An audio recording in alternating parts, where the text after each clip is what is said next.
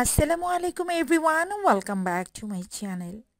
শীত চলে এসেছে আর পিঠাপুলি হবে না তা কি করে হয়। আজকে তৈরি করছি সুজির পোয়া পিঠা। তো সুজির পোয়া পিঠাটা তৈরি করে নেওয়ার জন্য আমি এখানে মিক্সিং বলে নিয়ে নিচ্ছি হাফ কাপ পরিমাণ সুজি।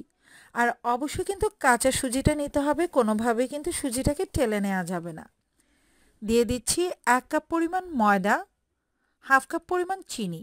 তবে মিষ্টিটা যার যার পছন্দ মতো বাড়িয়ে কিংবা কমিয়েও নিতে পারেন।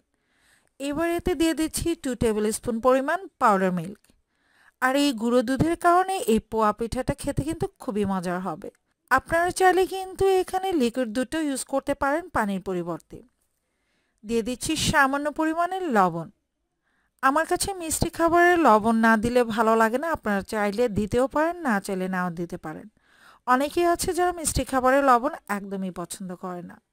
এবার শুকনো উপকরণগুলো খুব ভালো করে আমি হ্যান্ড হুইস্ক দিয়ে মিক্স করে নিচ্ছি।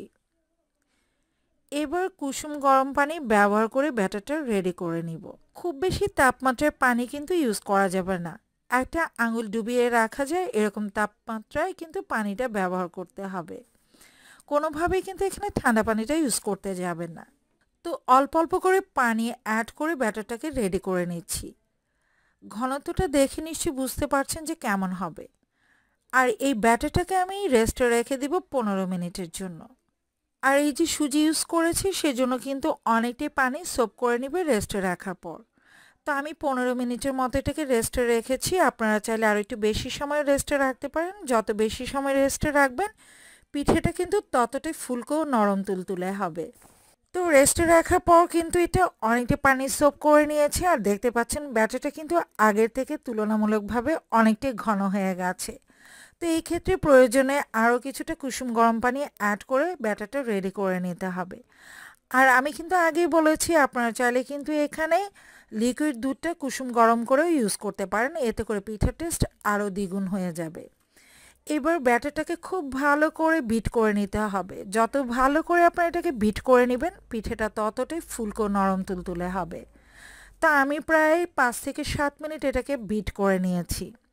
এবার পিঠেগুলো ভেজে নেওয়ার পালা। তো সেই জন্য আমি প্যানে পরিমাণ মতো তেল দিয়ে দিয়েছি। আর আপনারা চাইলে কিন্তু লোহার কড়াইয়েও পিঠেগুলো তৈরি করে নিতে পারেন। তো আজকে আমি প্যানেই তৈরি করছি। তো একটা কাপের সাহায্যে আমি ব্যাটারটা নিয়ে নিচ্ছি যাতে সবগুলো পিঠে সমান সাইজের হয়। আপনারা চাইলে চামচও ইউজ করতে পারেন। তো আমি দুলিয়ে দুলিয়ে কিছুটা তেল উপরে দিয়ে দিচ্ছি যাতে করে পিঠেটা সুন্দরভাবে ফুলে ওঠে। তো একটা হাতলের সাহায্যে বা চামচের সাহায্যে দুলিয়ে দুলিয়ে কিন্তু তেলটা উপরে দিতে হবে। তো দেখতে পাচ্ছেন আমার পিঠেটা খুব সুন্দরভাবে কিন্তু ফুলে উঠেছে। তো উল্টে পাল্টে এটাকে ভেজে নিতে হবে। আর চুলার আঁচ অবশ্যই মিডিয়ামে রেখে পিঠেগুলো ভেজে নিতে হবে। তো পিঠাটা হয়ে গেছে, এ পর্যায়ে আমি এটা তুলে নিচ্ছি। এভাবে আমি বাকি সবগুলো সুজির পোয়া পিঠে কিন্তু ভেজে নিব। আর এই পিঠাটা খেতে কিন্তু খুবই ভালো লাগে, আপনারা এটা তৈরি করে দেখতে পারেন। আর শীতের দিনে দারুণ জমে যাবে মজাদার এই সুজির পোয়া পিঠা। আই হোপ রেসিপিটা ভালো লেগেছে। ভালো লেগে থাকলে লাইক, কমেন্ট এবং শেয়ার করে দিবেন। আর প্লিজ চ্যানেলটিকে সাবস্ক্রাইব করে সাথে থাকার অনুরোধ রইল। আজকের মতো এখানে বিদায় নিয়ে নিচ্ছি। সবাই ভালো থাকবেন, সুস্থ থাকবেন। আল্লাহ হাফেজ।